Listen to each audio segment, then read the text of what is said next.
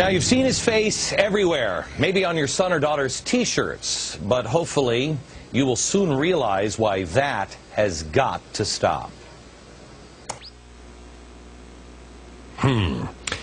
I guess we have to make a choice. Giselle in a bikini. This is how to learn about history. You see, this is the hottest supermodel in the world. What is this? This is Che. And this, too, is Che. And so is this. He's a fashion icon among his revolutionary peers. And he is everywhere. In fact, all of this is Che. Ernesto Che Guevara. There's the famous T-shirt. It is so famous, in fact, that you can buy T-shirts that have images of the T-shirt on it. Che's image, it sells beer, it sells lighters, it sells belt buckles, it sells baby onesies.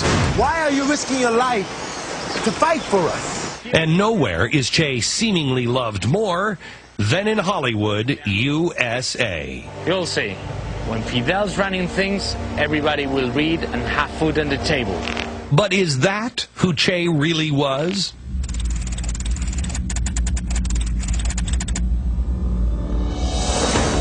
One of the things that is fascinating about the cult of Che is that it effectively thrives in the absence of any kind of historical understanding.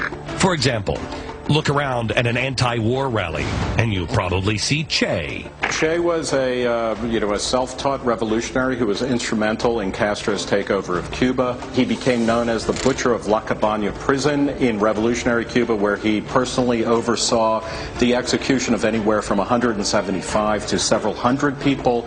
He's implicated in thousands of deaths that come after that. 14,000 men and boys were executed in Cuba during the 1960s. He said that his dream was to become a killing machine. He said to his revolutionary comrades, if they weren't sure of someone's loyalty, if in doubt, kill him. These are the realities that we need to understand about Che. You could probably call him clinically a sadist.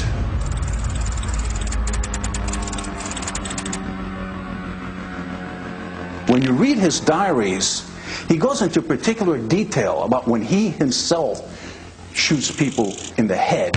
But it goes beyond war. Go to a rock concert, and you're sure to see Che. This is a man who tried to ban free expression, particularly musical expression such as rock music and jazz music, because he thought it was imperialist. He was the Caribbean equivalent of the Taliban. He enforced a single moralistic viewpoint, and if you didn't agree with him, you would be killed. One of my favorite is Carlos Santana.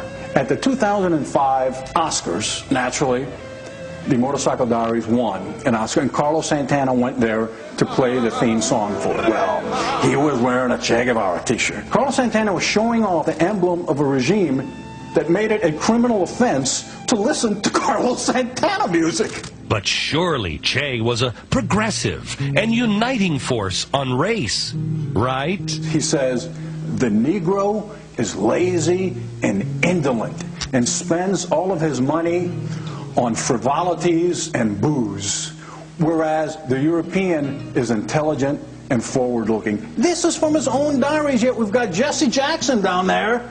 Viva Che! We've got Jay-Z with a song with the lyrics, I'm just like Che Guevara with a bling on. I'm like Che Guevara with bling on. I'm complex. Maybe he is complex. Either that or this guy doesn't know that this guy would have thought that this guy was nothing but a frivolous, lazy drunk just because of the color of his skin. So what's wrong with wearing the T-shirt of a warmongering, bloodthirsty racist? Well, what if he was also a terrorist, too? To his home, to his places of work, to his places of recreation. We will attack the enemy wherever he lives. Folks, this was written in 1966. He preempted Al-Qaeda by 30, 40 years. Let's see if you can tell the difference. Which quote is from Che, and which one is from Osama bin Laden? Who said that if he had nuclear weapons, he would use them against the very heart of America, including New York City? And who said the U.S. is a great enemy of mankind? Against those hyenas, there is no option but extermination. Yeah, it was kind of unfair. It was a trick question. Both of those quotes are from Che. Luckily, his attempts at killing Americans on our soil were about as effective as his attempts to ignite revolution around the world. We look 50 years into the future, and there are only two unapologetic communist regimes, North Korea and Cuba. If they had enough nutrition in order to run out of North Korea, they would do that. They're starving there. In Cuba, we see time and again people who are so desperate to get off that island hellhole that they will swim through shark-infested waters. Che was the vanguard of the revolution. He was going to bring communism everywhere around the world. In this sense, Che was an absolute abject failure, and it's a damn good thing that he was. While Che wasn't successful in his bid for world revolution, there are plenty of people trying to pick up right where he left off. So what was it like to live in the one place that Che was successful? Find out next.